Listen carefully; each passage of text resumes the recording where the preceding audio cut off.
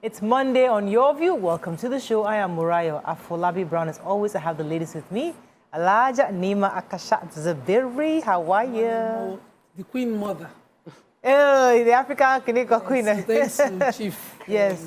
I'll send my messages later. Sorry, I couldn't come because I had a working weekend. I had to see a client at the prisons.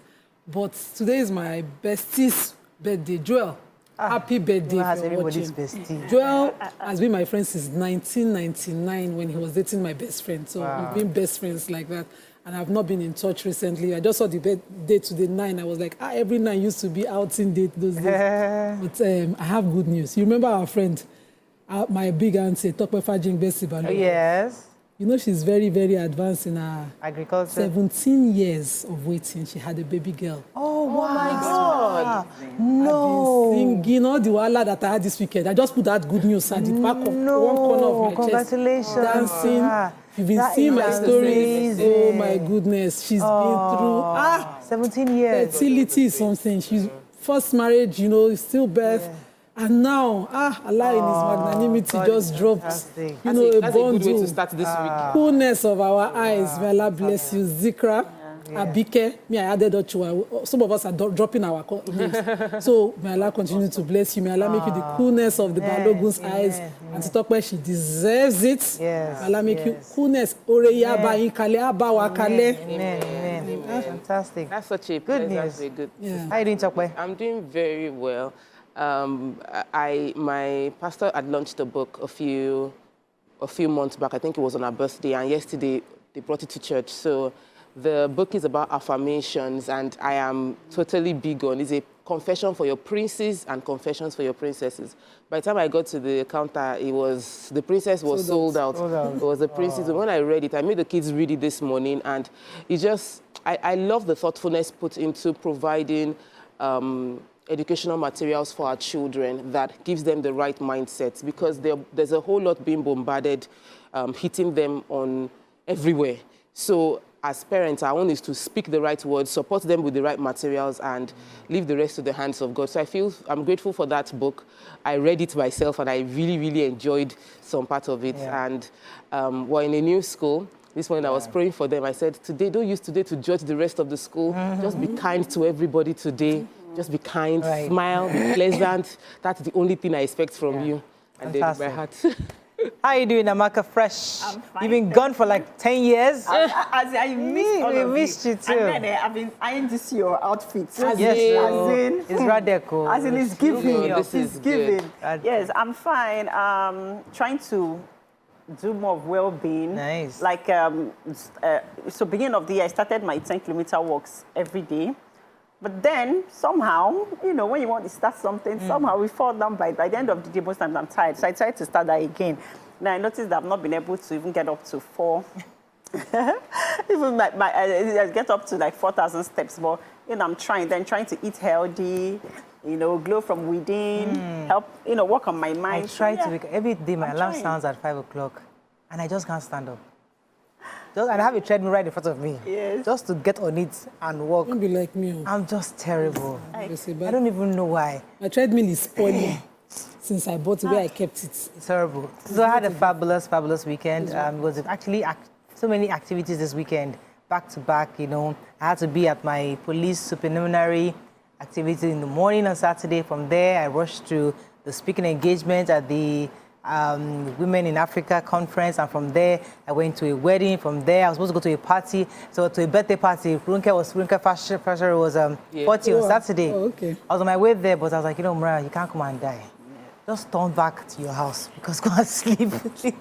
And Sunday was great. I mean, we had fun yesterday. There were a lot of people celebrating Moab. I didn't realize that different people were actually celebrating her. So if people who celebrated her yesterday invited me to come over, and I saw Maka there. Yeah, I saw you there, and I saw a few people there. It was really good. So, I mean, it was a great weekend activity. Let's go on a short break now. When we come back, we'll look at the front pages of the papers. Stay with us. We'll break back.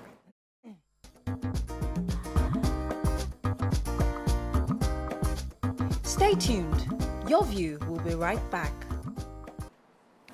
Thanks for staying with us. We're going to start with The Nation. Investors take FGN $500 million bond 2 oversubscription. What APC will discuss at NEC meeting by party. Excuse me. 48 die in Niger tanker fire as double multiple crashes kill one in Lagos. PDP knocks Fagonzo for referring to party as dead. Resident doctors to lose 7 days pay to strike. Nigerian Chinese firms sign $1 billion iron ore to steel project pact. Wike Chinese firms signed MOUs to boost power water in FCT. And 342 billion are recovered from NIRSAL microfinance bank debtors. Okay. Okay, let me take the one that I take, the iron ore steel project. According to these the Chinese stories nation, always interest you. Anything Chinese? do anything foreign yeah, is taken with a pinch of suspicion. Yeah, good. Sir, they have signed MOU with for $1 billion with 2 firms, one locally, one Chinese. These 2 firms are quickly. Well, the Minister for Solid Minerals special assistant, special advisor was the one breaking this news. He said that the minister hailed the feat in China, and he also commented this. They signed this deal with 2 companies, one Chat and Capstone Integrated Limited of Nigeria, and Sinomach He of China. And these 2 companies, of course, are going to come in to mine steel in the Kogi State area. Was that our popular steel company there? Also, they've also put in a policy called they reversed the policy, pit to port policy, where you just mine, head to the port and export. So now they're also looking to, because of course this will make the miners use the steel locally, and of course it will increase employment and guarantee jobs for our youth. Skills transfer also will be possible, and there'll be better balance of trade between both countries. That's the best part of the news. I read the news entirely, and I saw that, the head of the Nigerian counterpart, Edijala, I'm trying to get his full names, was commending the minister for, removing every bottleneck. He said that when he applied for his exploration license, he did not have to meet or pay or do anything. It was easy and like that. And I'm just hoping what he's saying is not a one person's account of how, you get exploration licenses. Also, I did not hear the environmental impact assessment of this business. So then let them not mine steel and leave Kogi people poorer than they met them, like they are now in the Niger Delta. How are we preempting? I'm just saying, it's experience. From giving them all the sides of the equation. Yeah, wiser. Let's pick another story, Nation. So let me take the story about the investors and the 500 million bond. So it's good news from the look of things. It's good news. The good news is that investors have taken in Nigeria's first domestic foreign investment denominated fund. So we're getting Forex, and it is done within Nigeria. The target was to raise 500 million, but some people are saying that it was oversubscribed, almost 100%. They are saying it might have been subscribed to as much as 800 million, and some are saying as much as $1 billion came into the country through this week-long investment window. Some of the people that got to subscribe include, according to their breakdown, they had local investors, we had diaspora community. They said the appetite showed that people were really interested, and it shows the confidence that the investors market has in Nigerian government right now. I know that we're looking forward to having this money. I want the government to put the money into good use, and most importantly, let's deliver on the return that we promised investors. But this is foreign denominated, so it's a bit safer than what people have gotten if it was a Naira bond. So it's good news anyway. Okay, so I have the resident doctors, no work, no pay strike. So the federal government appears resolute to implement its no work, no pay rule against members of resident doctors who embarked on a 7-day strike recently. This strike was embarked on because of the fact that one of their colleagues, Dr. Popular, was abducted with her husband and nephew on December 27 last year. Regardless of the fact that her husband has been released this past March, her nephew is still in captivity. That's a really long time to be holding someone. I hope the person is still alive. Anyway, she's a doctor, yes. So she's a doctor at the National Eye Center in Kaduna. The 3 days after the strike, the federal government, the Federal Ministry of Health and Social Affairs threatened to enforce the no work, no pay policy against the striking doctors. This is because the government had already told them that we are working on resolving their issues, but they went ahead to still, continue with the protest and the strike. And this affected a lot of health care. And the government is saying that just like the association is demanding action over their colleagues' unfortunate situation, the government is also equally responsible to the citizens who were denied health care services, that the casualties and victims that were denied the services of health care during this strike cannot even be imagined. So they expected them to have, be more empathetic, knowing that the government was going to try to resolve the issue and not put that, over people's lives. Okay, so the PDP have expressed anger at the former Kano State Governor, Rabiu Kwankwaso, for describing the party as dead. On Saturday, during the inauguration of the renovated party, NNPP, in Katsina State, Kwankwaso said that his followers and he left PDP because PDP is dead. He added that, I wish to remind you that PDP is dead because we left the party. Since they have gone out of line, we decided to check out. But of course, the spokesperson for PDP was not going to take that line low. So the publicity secretary, Debo Ologunagba, said, our reaction to the statement of Kwankwaso is that he's very inconsequential in the Nigerian politics today, judging from the fact that he is struggling to lead a party called NNPP. That NNPP only has one state, and how he doesn't understand how he can call a party that has 13 governors, many senators, many members of the House of Representatives, control of several states, House of Assembly, and strong presence in the local government as dead. So, and they even called him failed politician. Moving on now to the Punch. Marketers plan petrol import as NNPCL Dangote talks drag. Strike asks the government panel to meet Wednesday. Group sues Lagos over $100 million Dangote land deal. Obaseki's ego caused rift with Oshomole, this APC. Excuse me. 48 passengers, 50 cows killed in Niger tanker fire. Europe-bound cocaine consignment intercepted in sanitary pads. Articles 8 LP and NNPP differ on merger plan. And over 1,000 soldiers resigned from army in 4 years, says report. Let's take one story for the break. Okay, so the 1,000 soldiers, according to this Punch report, over 1,800 soldiers, 1,008 soldiers have resigned from the Nigerian army in 4 years. And they took a breakdown of it. In August this year, 196 soldiers resigned. In 2002, a total of 261 soldiers resigned. In 2021, 127 resigned. And in 2020, 365 soldiers resigned. Now, these are soldiers that are not within, they have not reached their retirement age, nor have they completed their mandatory year of service. But, they read the disengagement letter, and they said, in accordance with the provisions of the reference A and B of the Chief of Army Staff, Sir Vide reference C, approved the voluntary discharge of the above-named soldiers and 195 others listed in NXA, so simply allowing them to go. Reacting to this, the director of the Army Public Relations, Major General Oyama Chukwu, said that the Nigerian Army was not by conscription, so it was a voluntary thing, they are allowed to go. But it worries me. I think if they are properly motivated, because in the report also they said some of them are resigning due to health reasons. So when a soldier gets injured on the field, should they just resign? Is there a package for them? I would have loved more details on, whether they are properly motivated. Yeah. All right, let's go on a very short break. When we come back, we continue with our review. Stay with us. We'll be right back.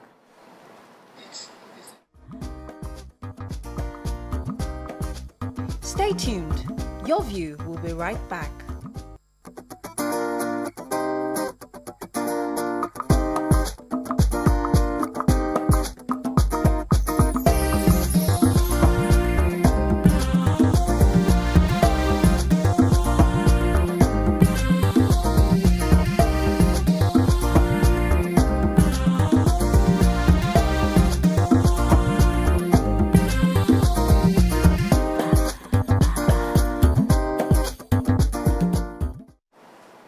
Thanks for staying with us. We're still reviewing Punch. What's the story? Yeah, so Dangote refinery, Dangote spoke up and mentioned in his press release that he didn't get any support, incentive from the federal government or Lagos state government, and that even though he got a good deal on the land that was used for the Dangote refinery was paid for, and he said he paid 100 million. And since he made that statement when he was presenting his products, a group of landowners, customary landowners, have sued Lagos for 100 million. They said that if the Dangote, the chairman of the Dangote group, said he paid Lagos State $100 million, how did Lagos spend that money? When did Lagos get that money? Why did Lagos not disclose that Dangote paid that? What the information they had was that the land was given to Dangote so that they can bring business to Lagos State. And now Dangote said he did not pay. So they quoted the constitution that supports their right to this money, and they have taken the Lagos State government to court. The Federal High Court sitting in Ikoyi, Lagos, compelled to release the information on how they spent the money. These people said that what they got in compensation, that the owners of the land got compensation, is not worth what the Lagos State government made from the land it took from the people of Ibejuleki at Lagos State. Okay, all right. Yeah, so I have this sad story. 48 persons confirmed dead in the petrol tanker explosion on Sunday. It happened early hours of Sunday, and they were given a mass burial. This happened because a petrol tanker, which was filled with PMS, collided with a truck loaded with travelers and cattle at the Woodale in Kano State. The Niger State Emergency Management Agency, who confirmed this, said that even though 30 persons were first confirmed, that during the search and rescue, that they also found 18 other bodies, that these bodies were burnt beyond recognition. So due to that fact, they had to conduct a mass burial immediately. And also that over 50 cattle were also burnt during this whole mishap, sad story. And then that a car, a van also, and another truck were also involved in this whole incident. And that in NESMA, the agency, that they are still on ground doing more search and rescue to know what they can find. They can still help people and see people that survived. It's such a sad story. Really painful. So painful. Operatives of the National Drug Law Enforcement Agency have intercepted consignments of cocaine and pharmaceutical opioids concealed in ladies' sanitary pads and hair treatment cream containers heading for the United Kingdom, Ireland, and Cyprus at 3 courier companies in Lagos. So the consignment, according to them, of 24 parcels of cocaine weighing 862 grams hidden in hair cream containers. They also said that tramadol and ecstasy concealed in ladies' sanitary pads were heading to Cyprus, was also seized. And the one going to UK, I think this was, let me see, the one going to the UK was 30 parcels of cocaine weighing 1.1 kilograms concealed in hair cream containers, also recovered by, and this was all by the statement by Mr. Femi Babafemi of the NDLE was speaking. And this is a really, I mean, I'm happy that they got this, but it's quite painful. Cyprus, Ireland, and UK. The UK is one place where many Nigerians live. And you think that Nigerians will know better than But they've been doing a good job now. They're really catching. Yes, they are. But even the weed farm that they raised down, over 100, how many hectares? Yes, was burned down, yes, in the north. So. Daily Sun, very quickly, sorrow tears as petrol tanker wreaks havoc. Clark Obi Ozekome push for Nwanyahu's immortalization. Hike in food, fuel and food prices unbearable, APC chieftain tells Tinubu. VAT increase will deepen economic woes, Article 1's federal government. Dangote's petrol pricing sparks confusion and pushbacks. Okay, which story? Okay, let me do Dangote. So this story takes a report of how we were hoping that Dangote refinery, being a local refinery, will ease our pain. But the NNPC met that our hope, shattered it with the increase in prices to 896 naira per litre across the country. And so the report takes the back and forth, where Dangote then came out and said the NNPC, that the price of petrol will be determined by FEC, because FEC is the highest body, that they would be the ones to determine. According to him, he said this pricing arrangement is an official decision carefully designed and approved by the Federal Executive Council under the leadership of President Bola Ahmed Tinubu. And this statement was countered again by the NNPC, saying that they have deregulated PMS, that sector has been deregulated. This was by their Vice President, Mr. Adedapo Shegun. So they keep going back and forth where the Dangote then came back and said, no, that's not true. This is a fully regulated market. NNPC continues to determine prices and FEC has to play a role in it. So now stakeholders in the sector, let me just quote him, the energy policy analyst, Mr. Henry Adigun, is saying the two of them should open their hand and be transparent. Situation, we need to know where we are going. And I'm begging the NNPC. I have said it last week and I'm saying it again. I don't think the NNPC is working with the interests of the populace of Nigerians at heart. Whoever you people are working for, remember, there's afterlife. Work for the people of Nigeria. The hardship is real. All of those executives in NNPC working as if they have one arrangement that have sorted their lives forever. Remember, there's God. Okay. So linked to the story is the SEPT giving the president 48 hours. This is also due to the fact that there's a lot of hardship in the town, in country, based on fuel hike. The SEPT, which is the Social Economic Rights Accountability Project, has urged the president that he should use his good office and direct the AGF, that's the Attorney General of the Federation, and the Minister for Justice, Lateef Fagbemi, and the appropriate anti-corruption agencies to probe the allegations of the corruption and mismanagement within the NNPC, which is why I said it was very linked to the story Nima just took, that 300 million bailout fund was collected from the federal government in August, and 6 billion debt is being owed suppliers despite allegedly failing to remit oil revenues to the Treasury. Suspected perpetrators, all alleged of corruption and mismanagement within the NNPC, and is asking that these people should be investigated. They also have given the president 48 hours to reverse the hike in petrol prices. The letter was signed by SEPT's Deputy Director Kolawole Oluwadare of the organization, and he said the increase in the price is constitutionally, is a breach of the Constitution, which guarantees the country's international human rights obligation. Long and short of it is they're asking the president to step in, reverse the price, and investigate what is happening within the NNPC. Also linked to the hardship that we're suffering in Nigeria. So we're linking it. Former Vice President Atiku Abubakar has warned that the plan by the federal government to increase the value-added tax, VAT, from 7.5% to 10% to worsen the cost of living. How can you want to do this at this time? I don't know. He said, according to him, the endless rise in taxes and interest rates under the present administration is weakening businesses across the country, leading to job losses and increasing the sufferings of the people. Also, with the fact that the NNPCL has announced a soaring PMS price increase at the pump. He's advising and saying that this move unveils the new era of regressive and punitive policies, and its impact is destined to deepen the domestic cost of living and exacerbate Nigeria's already fragile economic growth. This is too much. From 7% to 10%. And in fact, we're speechless. Okay, let me see how much time we have. Let's move on now to Vanguard.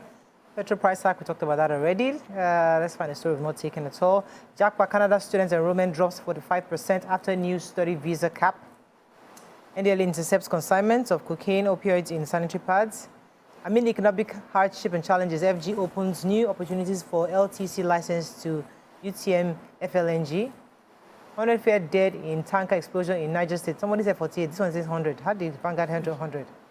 Yardram matriarch, engage in politics of integrity, Clark tells Atiku.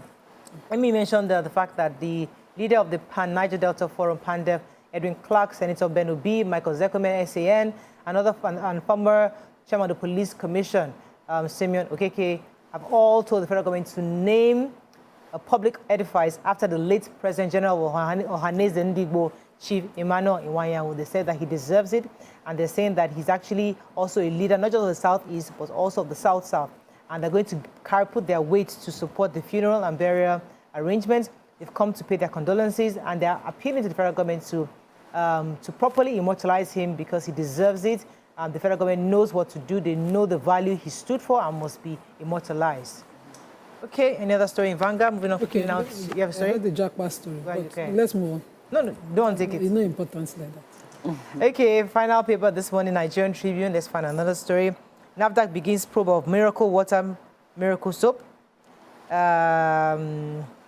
Ex-VP Sambo Dambazao endorsed League of Northern Democrats. Fayoshe absent as Ekiti PDP caretaker committee meets stakeholders.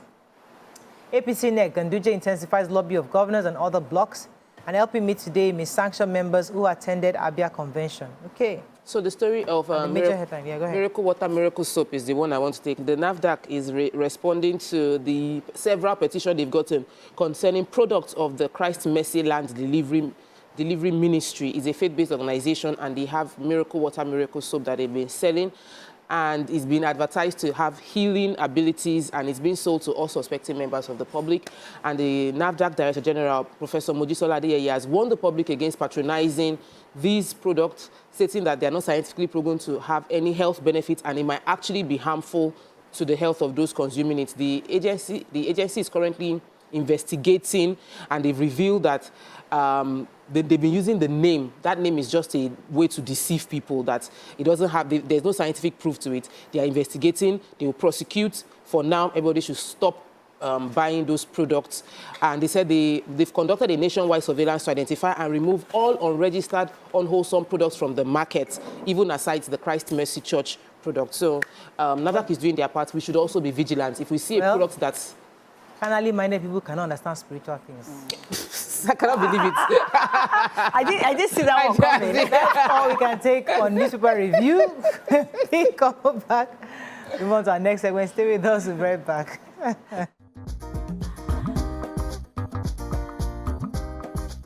Stay tuned. Your View will be right back.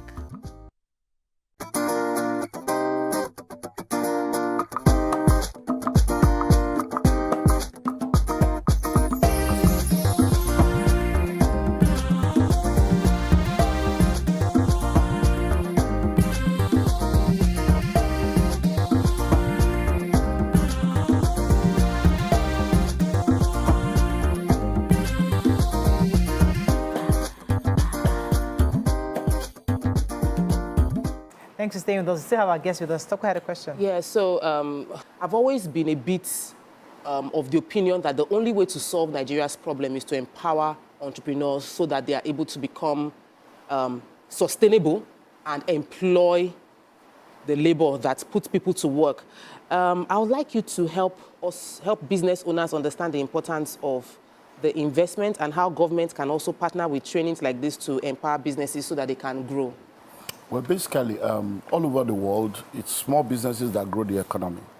Like we always say, it's not the job of government to be in business. The job of the government is to put policies in place, create an enabling environment, and put infrastructures in place for small businesses to thrive.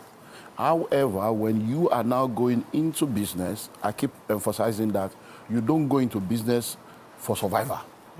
Once your mindset is, let me just do something so that I can take care of myself, take care of my family, I don't want to work for anybody, then you're already starting with the wrong mindset. But when you are going into business, you are going into business because you want to offer value and make a difference. And when that becomes the reason why you are in business, you realize that you achieve more when you don't care who gets the credit. Your focus is just impact, transformation. And that will now also translate into staff.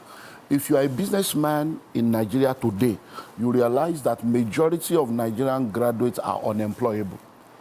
By the time you employ them, you have to train and retrain for them to be able to do what needs to be done. So once you are going in with transformational mindset, with value creation mindset, when you start a business, part of your vision will be anyone that comes to work in this organization, me mentoring them will be a part of my assignments. So I'm going to look beyond their certificate because some people are not well brought up even from home training. They don't have basic home training.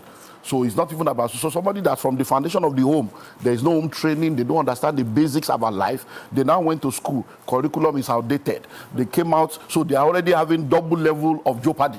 So when you are going to start a business, have it at the back of your mind that even though I'm employing them to pay them, I will look into how I can help them to become better in their personal life, in their grooming, courtesy, understanding life. Do that, then, they go away in seconds. That is where I'm going to. Because that's why many people don't do that, but that's why we are all here. So you do that, then even in the business, you are teaching them how to write letter, how to align, how to speak, how to do this, knowing fully well that they will go. But you are helping the country to develop. Yeah, that's the way it works. Because see, what you sow is what you reap. Because when they go, you employ the next one, you start all over again. If people before us have been doing what I told you to do, if they go, the next person you employ, you won't need to redo that. Somebody else will have done that before they came to you. Yeah. So let's have that mindset of we are developing our country. So I have a commitment that anyone that works with me or in any of my organization, by the time you leave where you are working, anywhere you go to, they'll be thanking us. Where did you come from? Valid. And we have had people head-hunted from us. To us, it's a testament that when bigger companies, bigger organizations are coming to us to come and take you, we have done well. And that's the mindset we need to have. Then when it comes to the government, you see, we need to go back to local government. Thank God we're getting back there. You see, this government in Nigeria is big. Lagos State alone is more than about 14 different African countries. A lot of African countries are 2 million, 3 million. And the whole country, they say they get presidents. That's just a local government chairman or a councillor here. So when we are talking government, we are looking too much to the federal. It is local government. In every local government, you know, we used to have technical schools, we used to have skill acquisition centers. All those things have been lost. We used to have summer school, we used to have a summer job. Yeah. All those things have been lost. That is the way the government partners with people. In every local government, there will be libraries, there will be technical schools, there will be skill acquisition centers, because everybody does not have to go through that route of academic education. Yeah. You can now go through technical education and be skilled to be able to offer things to the market, because certificate right now is not certifying anybody. Okay, so this brings me to my question. So I just like the fact that you delved into the local government aspect. So I'm talking about education, and this is education at every level, even the lowest level, which is basic education. Because even when you acquire skills, you need like the basic education to be able to like even bill clients, to even tell your customers what your services you're offering. So what are your thoughts in terms of, even in schools now, curriculums that they should teach business? Because for me, you know, I have a PhD, I have 2 masters, but then it took me a long time when I started my own business to even understand the business of law. I'm a lawyer. And to understand the business of law, I didn't know that there was a business of law. Yeah. It took me a long time to even understand why they have managing partners in law firms, as in those people that manage the law firm, the business of the law firm. So upon how educated I am, I didn't get that, and I struggled over and over again, and it took me a long time to catch that. So what are your thoughts in terms of education to the basic level of teaching businesses, and how it can be, even to primary school level, to secondary school level, how that can be, you know, that can infiltrate, infuse and enter the Okay, so one of the things, I believe in balance. One of the narratives that is out there now is that education is a scam. Education is not a scam. The curriculum is a scam. Education is not a scam. I never agree with you, but go ahead. It's the curriculum that is the scam. Yeah. Now, you see, there are 4 things that education does for you. It helps you to know how to read, how to write, how to calculate arithmetic and mathematics, and how to think analytically. So when you go to school, it now shows that this person knows how to read, write, calculate, and think. That's what education does. So everybody needs to go through that basic education where you are able to do those 4 things. Once you are able to do that, the next set of education should be things that can help you to offer value to your generation and solve the present-day problem of the world that you live in. But many of our curriculum is not doing that. And now when it comes to education, you are talking about business. You see, there are technical skills and there are business skills. Now, the fact that you have a technical skill, you know how to design clothes, you know how to sew, you know how to bake, does not mean if you start a bakery or you start a fashion house, you're going to succeed. Because that's technical skill. The business skill is how do we get customers, how do we employ staff, how do we manage staff, how do we manage the resources, how do we scale up. Those are the business part. That's why, as a lawyer, there's a difference between the legal profession and legal business. There's a difference between medical profession and medical business. You can never become rich through a profession, but you can become rich through the business of the profession. And that comes through education. But you see, schools need to change the curriculum to include all these things. But apart from that, every individual needs to have the desire for personal development. Because no matter how much they teach you in school, it is you. You see, they say when the student is ready, the teacher will show up. You are the one that will say, okay, I'm tired of where I am, I need to know more. You go for books, you go for seminar. That's why the kind of seminar we are doing right now is something that if you're a businessman today, we've been doing this seminar now. There are people that come in there. Last year, 2 years ago, a man came, he was 71 years old. He's been doing business for over 40 years. But he came there because he said that he listened to me here on your program. He came all the way from Ilorin, and that he was like, I've been listening to this one, but this one I need to go. Why did he come? He has run business for over 40-something years. And with all these S-men and whatever, a man that had over 4,000 hectares, he said he has not been able to enter his farm for over 4 years. A man that had over 4 billion in the accounts in Nigeria is suffering. Why? Because he saw his money, 4 billion that he thought was like something $1 million. Before his very eyes, he came to him, say, what do I do now? And his students are not even interested in the business because this japa, by the time they go, they are not interested in what you think. So I just think that we should be committed to personal education, so that even if the schools don't give you, then you teach yourself. Toba be the one they didn't teach you, you teach yourself. And the education is there, information is there, training, seminars, virtual conferences, all kinds of things are out there, both free and paid. I have to train myself anyways, you're correct. So I like the fact that you've talked on self-development. Or, you know, some professions or skills have what we call this internship stage. We see it more with the artisan kind of business, but we don't see it when it comes to, you know, professions like, you know, accounting and law. And it's a very important part of it, where somebody must intern. Then you, on a path to self-development, are interning at a particular place. They are teaching you the work. Because Amaka mentioned lawyers. As lawyers, that's one thing we all did. Work, you will learn the work, you go to court, you come back. But your boss knows the business of managing the firm. And he's not teaching you that rules because he cannot open trade secrets. Because you're a potential opposition, Abi, to you. How do you, while interning, take, you know, catch some of these things? I want you to address it because there are most lawyers coming up thinking they're interning and they have learned the business. Yeah? So in life, we say that some things are better caught than taught. Some things are better caught than taught. When you talk about education, there are dimensions to education. Emulation is the first step in education. Then observation is the next step in education. Then training is the next step. So it's level. So you start with emulation. As a child, you see people do things, you do it. If I come to a table, I don't know how to use the cutlery, and I see people using the cutlery, I'm just watching to say, okay, okay, they put, okay, left hand, okay. Nobody's knowing, but I'm emulating. So you emulate, you observe, are they doing this, are they doing that? So many times, a lot of people that go to learn, while they are sending you around, you are not intuitive. You are not thinking.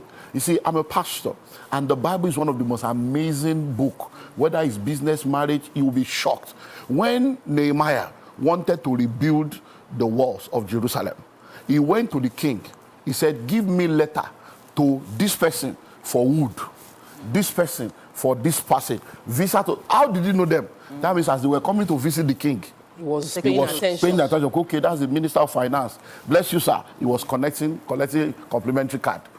Hello, sir. So that's the person in charge of visa. So he didn't go to them. He didn't abuse the position, but he utilized it to be able to prepare himself for opportunity. Because it is better to be prepared, waiting for opportunity, than for opportunity to come and meet your problem. When the time now came, he now went. He knew exactly what to ask. Can you give me a letter to this? Because you couldn't come before a great man and be wasting his time. So it's what we call the elevator pitch, sharp. He has asked, and he got it. Somebody else will have said, excuse me, sir, I'm trying to travel. What can you do to help me? They don't have anything to. So when you are in that law firm, be wondering, okay, they are paying all of us. How are they paying us? How did they pay all of us? You are paying light, you are paying. Okay, they say, okay, go to court and go and do this. Okay, how much did they charge this person? The accountant will say, I still like 3 million. How did they arrive at 3 million? How can you? So, but their own mind is saying, hey, you mean they collected 3 million? They're just paying 30,000. That's what they are thinking. So, how did they arrive at 3 million? What are the costs? Okay, we went. Okay, so what? So that's how you think. And when you begin to think that, it will help you to ask the right question. Because the question you ask will determine the answer you get. Those people say they don't want to teach you. If you ask, there are questions you ask that people will say what they don't want to say. And that question is what makes you to be able to get the answer. I really wish people I can go, catch they these follow things. you, There are they questions you go. ask. Let me I have to go on a pod. Let's try to sink in. Oh, okay. Let's go on a short break. Continue. We'll be right back.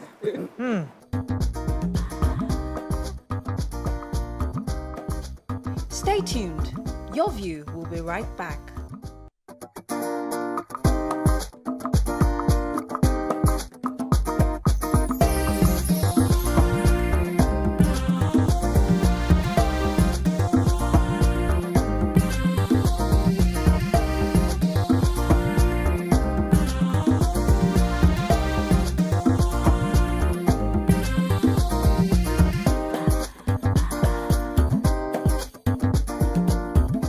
Thanks for staying with us. We still have our business coach here with us, Dr. Olumide Emmanuel. And before the break, he was talking about the 3 levels. That's the emulation, observing, and then training, and how you can catch. Because sometimes people work somewhere and you have no clue. You're just there, you just go and you start thinking, and your mentality is the same mentality, like, things are hard. When people are going in the same industry, and they're seeing things and they're able to improve themselves. So I was going to add to that. Yeah, so when Nima asked the question, what came into my head was what I did. Because when you want to achieve what people that have gone ahead have achieved, and you feel like they are not giving you the reply you want, it is by observing what they are doing. So I checked what trainings did they do, what programs do they attend, what communities are they members of. So when I started following Dr. Olumide, was based on, okay, there's somebody I've seen who follows him and has results, so I said I must follow the same person. When I heard they went to LBS, I said, okay, these people, all these people that I've seen, every single one of them have achieved success. They all went to LBS, let me go to LBS. So if I see 2 or 3 people that they said they read a book, I'll go and read that book because it means that book gave them value. And I asked not what they did today. I went on Instagram page, Facebook page, and scroll down 3, 4, 5 years ago to see what they were doing. And by seeing what they did then, it helped me to understand what I needed to do now. Because you can be looking at them now and thinking it is what they did now that gave them the result. It's what they did 5 years ago, 8 years ago, 10 years ago. So I believe that it's extremely powerful that what she asked as the question is something that everybody in your office, if the person, even if it's a corporate world, not entrepreneurship like my own, in the corporate world, they say, mind the gap. Where I am, I'm a junior executive. I want to become senior executive. Go to the LinkedIn of the senior executive. Check down how many courses he did IMC, he did CMC, he did PMP. All those things that he has written there, you go and do it. If you do it in 5 years, you will be even ahead of that person's position to achieve growth. But let me bring you back to business sustainability because it is a lot of work. This year, I've spent more on consultancy and I've earned less money as a company. And it did not make sense to even people within my office. Why are we spending more money paying consultants, paying for training when our account balance is not balancing? Can you help break down the importance of training and capacity building and consulting even when it looks like the money is not working? One of the major mistakes that a lot of people do is that when they want to cut costs, they cut training budgets. And that's a major mistake because, you see, if your people don't know better, they cannot do better. I'll give you a true life story. Many years ago, if you know the story of the banking sector, when the new generation banks started, they started setting up these schools where when people are employed in the bank, they now send them for like 1 month, 2 months, 3 months. They camp them, feed them, do everything, train them to understand the banking culture and also continue to pay them salary. Then came this new MD of one of the banks and said, we cannot be training them and paying them at the same time. So let them do training under the senior people that are there. So they scrapped that, thinking they were cutting costs. And then they brought one guy, put him under another guy. The guy comes into the banking sector, not understanding policies and all those stuff. He just listened to the man like, yes, sir, yes, sir. Because you're in a culture of yes, sir, yes, sir, yes, sir. And the person who was saying yes, sir to that was like his hero, was a fraud. And the guy was using him to commit all kind of, sign this one. Yes, sir. But if you have gone to training, even if they say sign, you will read before you sign. You will not just sign because your guys. So he went through that. By the time they will discover the fraud, they now call the guy and say, your guy said I should sign. Hey, it's me that signed you. It's your guy that said I should sign. He said, I didn't read those. What happened? Did they not train? He said, no, I was not trained though. They now realize that that's when they went back to the training. So training is important because now, you saw this consulting and all these things you are preparing for the next phase of your business. Your people are salary earners. They are not entrepreneurs. You are the entrepreneur. You know what you are doing. You are seeing what they are not seeing. It may take 2, 3 years, 5 years, to say, that's what our guy was doing there. So it is important for you to train yourself, train your people, and prepare them for the next phase. Because you don't manufacture the weapons of war on the battlefield. You don't manufacture your weapons of war on the battlefield.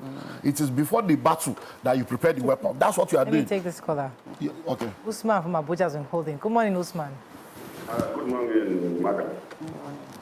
Well, everything Dr. Olumide is doing, I agree with him. However, those people cannot work in Nigeria. What system? All what he's saying is correct, but they cannot work in Nigeria. You see what you're saying cannot Can work. never work. All in America, they have a mindset, emotional mindset that makes all those systems work. But in Nigeria, we don't have that mindset. Our training does not give us a mindset or what is. If you think I'm lying, many of us have read a lot of books. It does not work. Whether you go to an enough firm or a firm, before you can get a contract, you have to buy your way in, which is going to bring in corruption. So what is saying is correct, but it will not work in Nigeria. We need to. What you're saying. Okay, yeah. So let me. Very much, Mr. So let me help. It's already working. I'm a testimony. This is a testimony right here before your very eyes. It's already working. You see, one of the things we need to understand is that many times bad news spread fast. And good news, because of humility, everybody just wants to say, okay, our culture, when your yam is big, don't cover it. It's already working. And when he said, we read the books, we do this, I've said this over again, let me repeat again. Principles are universal. But you see, when you want to now apply those principles, it is personal, contextual, and geographical. So I can come here now and tell you real estate is very powerful, but not in Ukraine, because they are in war. It doesn't mean what I've said is wrong, but it means that when you now look at your context, at this stage, it may not be what I should do. So any principle, everything I've said that you say is right, is already working. There are people in Nigeria doing businesses, making money, and it is working for them because they know how to contextualize what they are going through. So he says something like, before you can get business, you have to bribe somebody. Even if you're a lawyer, you may not be able to get business. Now, you see, what you are calling bribery is because when you needed the relationship, you did not have the relationship.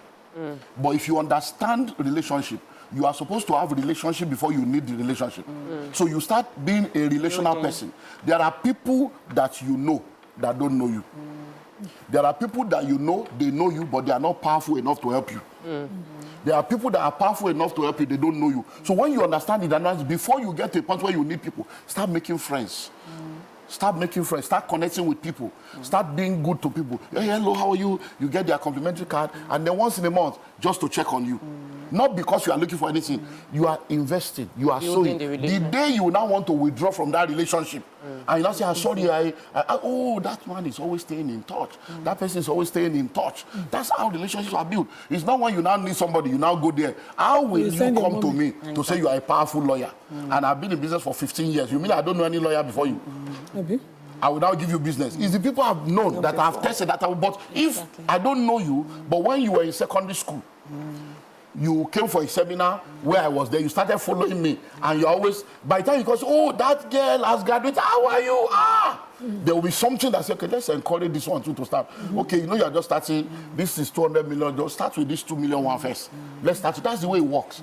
So these things work. Let me talk about leadership, because I know that at the summit you're going to have, talking about leadership focus. A lot of leaders are frustrated because there are two parts of leadership. There's a leader and there's the followers. And I think that's what the last call I was trying to allude to. The mindset of the followers are just not right. In a company, you invest, you do all the works, you do the textbook things, you train them, and many of them are just not bought into the vision. So as a leader, you feel like your hands are tied. You're doing everything Dr. Olumide asked you to do, but yet the people I have hired, they are just not aligned. Yeah, I agree with you. See, that's why I said earlier on, you see, perception, perspective. We're all sitting on this table. Because of where you are sitting, it affects your perspective. Because of the lenses you have on, it affects your perspective. I used to be there. The way when I speak with authority and with confidence is because I don't talk theory. I have suffered. I have made mistakes. So I speak from the point of I know what I'm talking about. I have trained. You will train them, they will leave you. They'll be using your office to apply for another job. You will do until I gain perspective. That look, it will continue like that. You can't change that one. Don't worry about what you cannot change. Change your perspective and see that anyone that comes here, this is a training school to prepare them for the next place they are going to. Once I did that, and even now, as they say, well, so whenever you are leaving, let us know. I don't have that connection of, oh, this one will soon leave me. I pour. Where next they go? But guess what? Most of the people I trained that I let go of, they are coming back today. So in the real estate, pertinence, all these along here, they are my realtor. People that were collecting commission that I was giving 5,000, giving 10,000. Do you understand? On live page, all these people, look at Tokwe, how many years? 3 years. Look at the realm she has gone to. But today now, I can sit down. If I tie all of them down, they will still be in my company now. Maybe we'll be talking minimum wages now, this, you have to pay us this. But they are doing amazingly well. Yeah. Let us change our perspective. So as a leader, you cannot control what you cannot control. Let me take control the one you can control. From Abuja, and I come to Yamaka. Good morning, Woke. Hello, good morning, you're live. Yeah. Your name is Woke from Abuja. Okay, go ahead. Yeah. Well, I think that one thing I want to say about the perspective of it's a bit muffled. I can't hear you. Can you hear me now? It's very muffled, but go ahead. How about now? Can you hear me? Better. All right. Thank you. So, as I was saying, from the perspective of your guest earlier, he made mention of something regarding our leaders. That is the first mistake I feel like we all make. These people don't possess any, trait of a leadership. We should be calling them rulers in the first place. Because a leader should lead by example, as you rightly said. How many of them are now leading by example? None.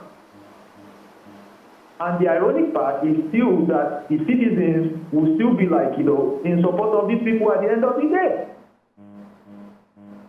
So who are we now deceiving? All right. Thank you very much, Woke. Let me go on a short break. When I come back, we continue with the show. Stay with us. We'll be right back.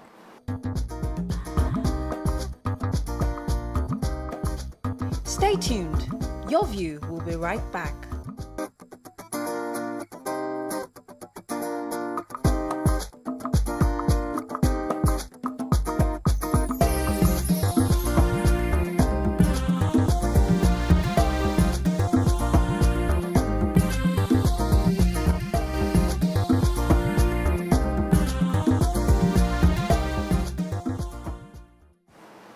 Thanks for staying with us. We still have our business coach with us today, Dr. Olumide Emmanuel. You had a question? Yes, please. Okay, so I believe that we can't talk about business, not talking about money, right? Or financing or funding.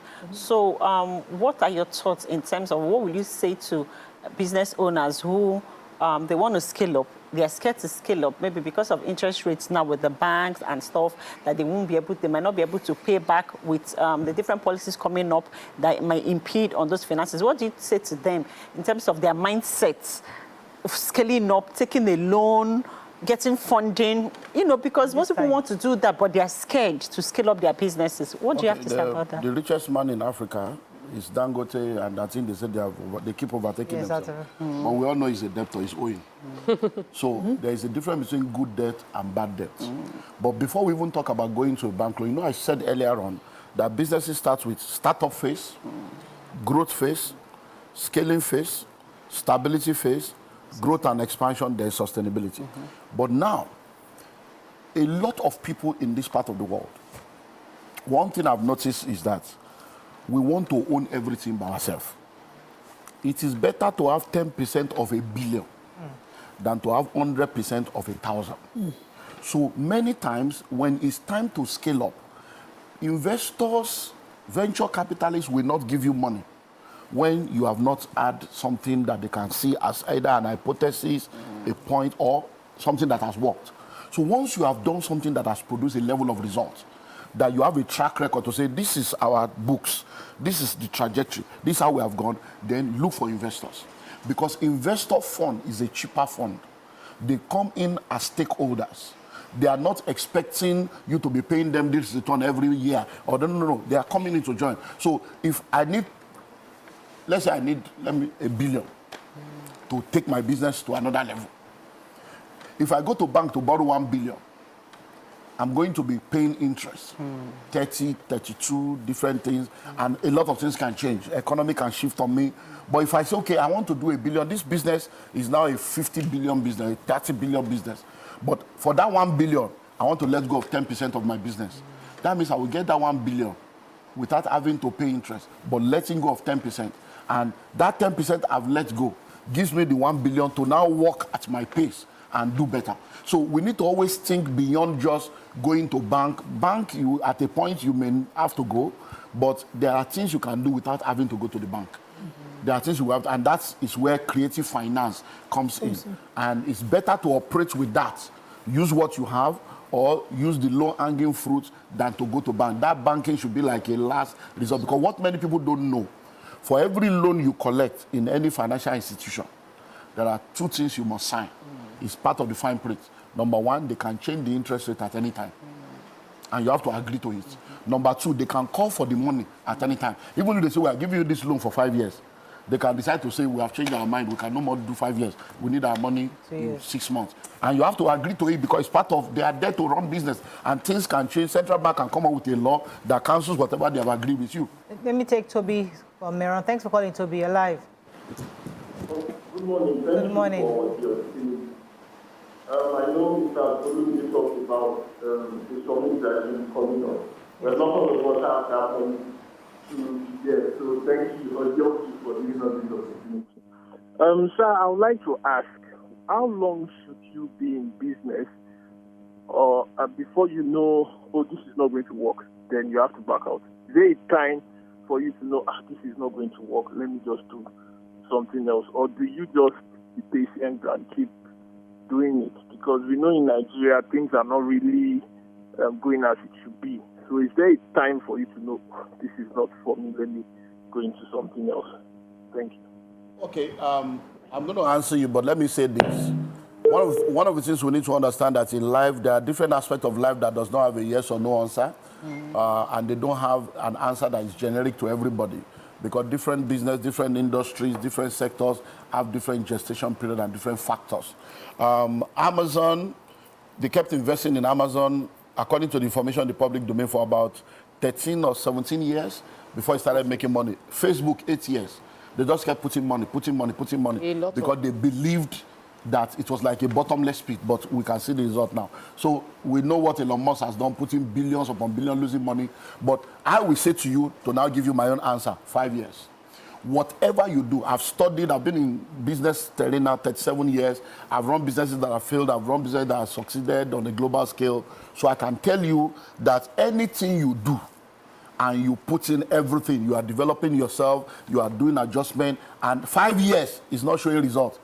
It's time to move on and do something else. And that may mean, listen to this, a change of strategy, a change of location, a change of position, or a change of business. So it may not mean that you shut the business, but it may mean that the strategy I'm using is not working. I have to change the strategy completely. It may mean a change of location. This location is not going to help this business. I need to move to a new location. It may mean a change of position. I am not the kind of person that can make this business work. So let me step aside and be a founder and get somebody else to be the manager of this business. And it may not be a change of business completely. To say this business is not going anywhere. And then you check out. So 5 years. You know, I know somebody who does business, and the person is not trying to scale. And it's a business that is very, very lucrative. It's scalable. But the person is comfortable with this small money that is coming. And people are trying, and they are men, because a lot of men don't like to go for training. I don't know why. Maybe I don't want to be sexist, but there are lots of information out there that can help a man to grow his business. But sometimes ego gets in the way. Or feel like, oh, you're a businessman, you know these things. What does Olumide Emmanuel want to teach me? What does land relation? I beg, leave me. I can manage what I'm doing for myself. But so how do you help somebody who knows he's doing the basics and he's getting results, but he needs information. He needs to be encouraged to get to the next level. How do you help that kind of person? You cannot help a chicken to fly. If it is not there, it's not there. You cannot teach a man anything except to help him to discover what's already within himself. When you try to motivate a chicken to fly, you frustrate yourself and frustrate the chicken. Chickens have wings, birds have wings. Birds can fly, chickens cannot fly. Wings does not equal to flight. What makes them to fly is on the inside of them. So most of the time, what we are supposed to do is to continually see how we can help people bet hunger and desire inside them, so that they will be the one looking for the solution by themselves. Everything that is externally motivated without an internal agreement will never work. That's why they say you can take a horse to the river, because you cannot force the horse to drink. But to force the horse to drink, there is something you can do. Put salt in his mouth. Start putting salt in the mouth of the horse will become thirsty and look for water by itself. So most of the time, so how do you put salt in the mouth of the horse? Put them in environments and around people and places that inspires and motivates them to be better. You see, she came into the billionaires conclave. Before she came, I can't afford. I said, look, okay, let me pay instrumental. I said, forget. If you are paying instrumentally, you are not ready. Put stretch. I said, when you enter that place and you see your mates and see younger people, you will wake up. When she came, say, these are 30-something, also billion Nigeria tower, you know. People are talking billion turnover as if, is it not the same Nigeria? And this is not fraud, this is clean business. Our mindset changed. There are many things she's doing now, like at upper level, because I don't even need to be motivating and be told. Sometimes I say, hey, talk about how you doing this, how you doing that, no, this, that, but now I'm like, okay, because she's going around pursuing things for herself because the thing has come from the inside. So if you have people around you like that, put salt in their mouth. Okay, so I'm reading comments and I've listened to 2 callers who think it's impossible to do here. How do you, apart from the salt in the mouth, change this Nigerian popular mindset, that things can't work here? There's this, we just see, if you enter 2-3 ministry, they jam you. You just think until jackpot. So when you're mentoring somebody, the person most likely will use your resources in your office to jackpot. How do you change this pessimistic mindset? It's a challenging thing because the environment continually fights it. So I give you an example from the point of being a pastor. I've been a pastor now. I've been in ministry now. By October, I'll be celebrating 35 years in full-time ministry. And I see how poor people in my church. Thousands of people. I was seeing churches like thousands. You see everywhere full. But in your mind, you are like, is this how these people will continue? Because you know that what will help them, they are not ready to do it. So I've pastored for 35 years. I've taught people, these are the things you need to do, these are the things you need to do. But they don't believe. They believe that it is pray for them. And one miracle will just happen. Because it's unmerited favor we're all looking for. No. The person that gave unmerited favor shed his blood. Anything that is free is not cheap. Somebody paid for it. So you see, you cannot pray your way into miracle when you are not the kind of person that can handle the miracle. You can't expect somebody to anoint you to be a pilot, anoint you to be a medical doctor, anoint you to be a billionaire. It doesn't work like that. So in our world today, no matter what you say, until people have encounters that changes that, you can't help them. I've actually had a pastor people every week, and they tell them, they are still there 30 years. And you are like, is it that difficult to make 1 million? But it's like, and I started with them. We're all trekking. So it's not as if I came from heaven. As I was practicing, I said, I've discovered this thing. 1998, when I came to it, I said, my people, all this, as you are paying 10% from now is a law. As you are bringing 10%, you must be saving 10%. Don't bring any 10% if you are not saving. You don't have a future without saving. 1998, 2024 now. I started doing it. Those that did it, they have changed something. So let's talk about the money is not enough. The money is not enough. I don't have enough. I can't pay for this training. It is those that have money that can attend these things and all of that.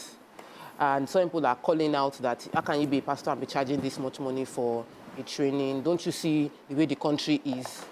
Like I've just said, to help us, like I've just said, I've been preaching for 35 years. I don't charge. I still preached yesterday. They didn't pay. So there is audience for everything. Now, there's a difference between Pastor Olumide Emmanuel and Dr. Olumide Emmanuel. Pastor Olumide Emmanuel is a pastor called of God, ordained of God, to use the word of God to help people to fulfill destiny.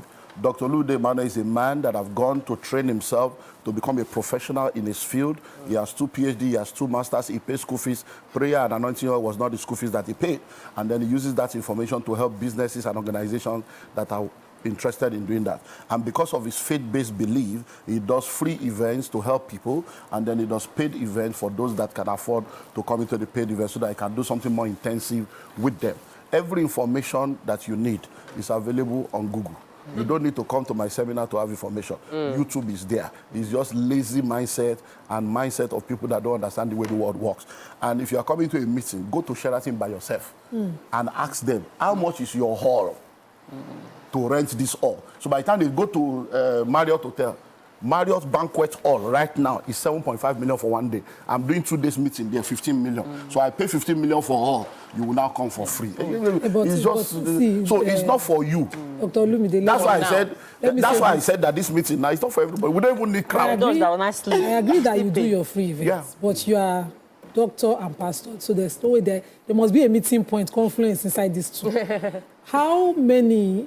Because you can see a potential in somebody who doesn't have the means. Yeah. You as you're gifted, so you see there will be 2-3 members of your church or your family or your neighborhood that you'd see 2-3 people and say, this person can grow, but this person I will give scholarship for every event.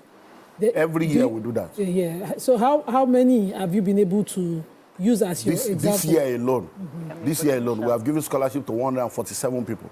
This year alone. Maybe I was here to talk about the January one, free and paid. The January one we did, I came here now to announce it on this. Let me ask you, because I did the sustainability summit, because there are people who are watching us internationally and thinking, how do I join? Because many, you've been going on a global tour, meeting Nigerians all over the world. Many of them are trying to start businesses, be entrepreneurs, do something home.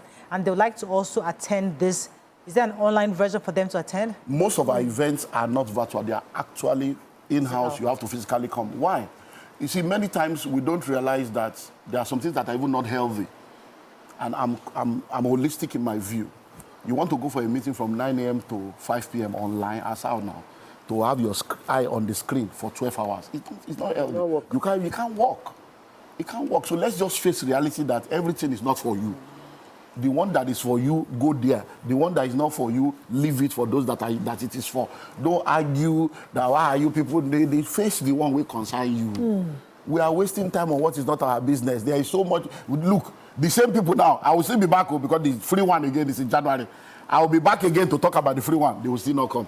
You go to Abuja. When are you coming to Ilorin? You go to Ilorin. When are you coming to Port Harcourt? But we have only 2 American embassies in Nigeria. And when you want visa, you find your way.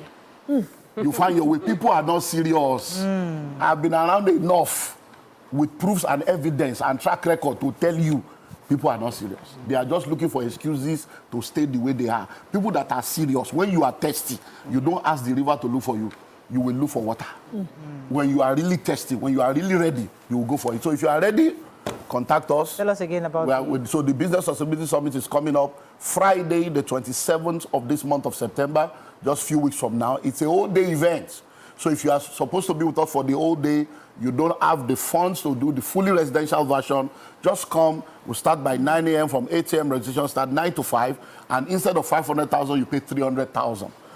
And I can tell you, when you come, well, I have a testimonial here. There are people that have come to our meetings, and you've been there, you were there last year. By the time they finish, they will now be bringing more money by themselves. They say, no, this thing is worth more than, or what else can we do? We have to pay. It's something we have seen. So it's 300,000 instead of 500,000. But if you want to be a part of the fully residential, then you will stay with us up till Saturday. Then we'll have a dinner, a coaching session. So we'll finish by 5.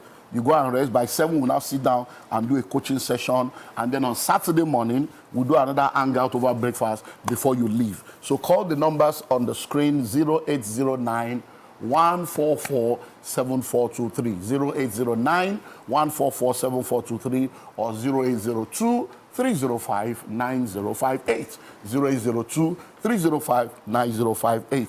And then pay before Friday. We have only 13 slots.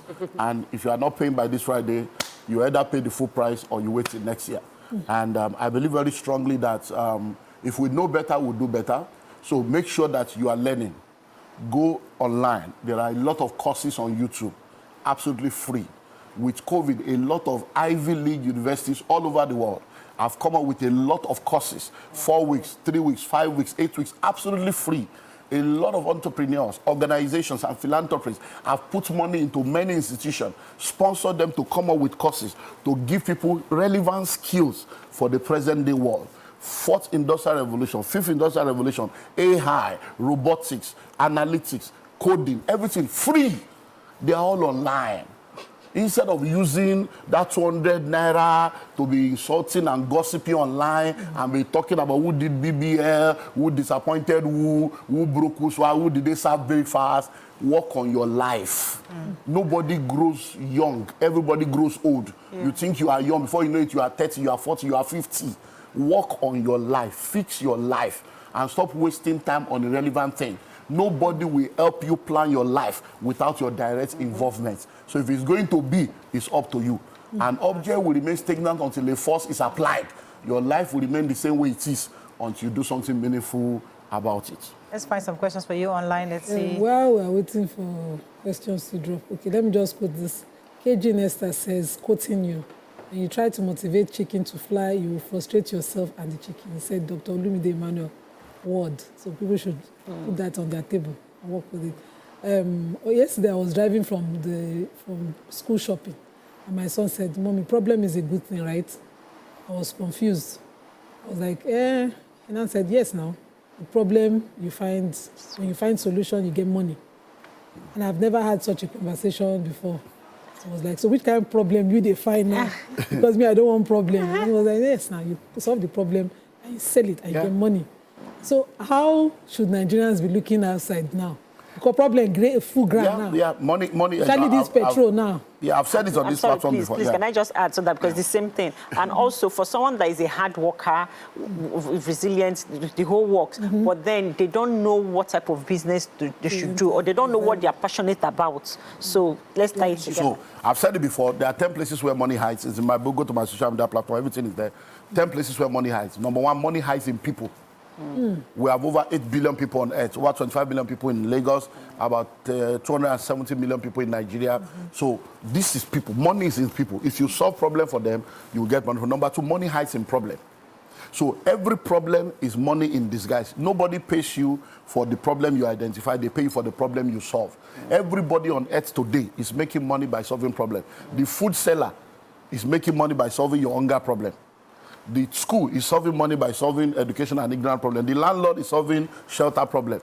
And that's how it works. So if you want to make money, look for problem to solve. And once you're able, that's why I talk about the basic need. What are the basic needs? When you solve it, you are good to go. Then to come to your question, you see, there are things that we have been taught and that we have practiced that we later discover is not the ideal. When we're growing up in business, when I started out, you get a product and then you start looking for markets. I have this product to come and buy. Then we later realize that it's a wrong formula. The first thing you're supposed to do is to go and look for a market, a ready market, a hungry market that is looking for something to solve a problem for them.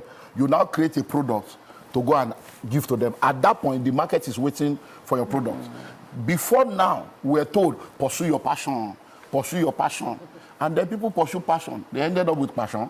Why? Because we now realize that passion is powerful, but passion does not pay early. So pursue your passion, stay focused on your passion, but while you are building and focusing on your passion, get something else you will do to sustain you before your passion begins to pay. Because passion does not pay early, but when it begins to pay, it can pay for life. And then because you are pursuing your passion does not mean you should not take advantage of the opportunity to make money that is around you.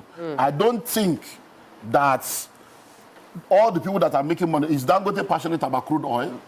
Is he passionate about spaghetti or cement? Do you understand now? So it's maximizing the opportunities around because of the problem he has seen. Why did he go into fuel? He saw that this country is not doing, let me go and make money there. Because everywhere there is problem, there is money. So to answer that question, that pursue your passion, discover it, pursue it, but while you are pursuing it, get something doing. That will keep body and soul I wanted to mention together. this comment because, I mean, I think it's also similar to all the comments we've been seeing so far. So maybe this is something you also need to see as a problem to solve. Okay. Because this person is saying that I have opened 3 businesses for my wife and they have all failed. She has gone for trainings, yet the businesses have failed. So what is her problem? So obviously there are many people getting information, they are reading books, but they're still not getting through. See, the missing link is mentorship. You see, many times when we talk about mentorship, people think we're just hyping this thing. Because you see, a mentor helps you to be able to contextualize your confusion. Because a mentor is someone that has gone through what you have gone through before. One of my pastors came into my office with his wife. Arguments. hungry. The guy has given this woman 3 million at a point, 5 million at a point. This same kind of story. Nothing was working. And the guy was frustrated. And they came. And as they were talking and talking and talking and talking, he said, she doesn't understand. I will give her money. She'll be selling on credit. She will not collect money. She'll be telling me, let's leave the money alone. So after they have said everything, so I asked him one question to go back to what I've said earlier. I said, did your wife ever come to you to say she wanted to start a business? Or you are the one that told her she should go and start a business? They kept quiet. They kept quiet. And the woman looked at me, and the way she looked at me, I said, speak. Don't be afraid, speak. He said, Pastor, I'm not a business person. I'm a career person. But the man feels you should be a business person. You should be a business person. So most of the time, that chicken cannot fly. The woman, if somebody is coming to tell you, I'll give you another example. 12 years ago, one of my pastor's wife, they came to me, problem. The wife was telling the husband, I need 80 million to start a school. 12 years ago, 80 million to start a school. And the man said, you are my wife. I know you have been in the educational sector. You cannot run a school. And the woman saw it as, you don't believe in me. How can you look down on me? You know, he said, no, you are a good person. But school is a business. You don't have the business skill. Because for you to be asking me for 80 million, it already shows you don't understand that you're supposed to start and grow. How many years ago? 12 years ago. This year, 2024, I sat down with the same woman. She wants to start a school. I said, so how much do you need? She said, 10 million. Now she's ready. Yeah. She said 10 million. When she said 10 million, I knew she was ready. But I now told her, I said, 10 million cannot work. Do you understand? I said, so let's look at it. Now the school have started. And everything that has been spent on that school, less than 60 million. Powerful. Started. Children are resuming now. So many times, these things, when you have a mentor, they'll be able to help you. So don't force it. That's all we can take into this show. Thank you so much, Dr. Olumide. It's always a pleasure having you. Yes, sir. Thank you for having me. Learn from you. That's all we can take on today's show. Hope you learned a few things as we have. Have a great day. We'll see you tomorrow. Bye for now.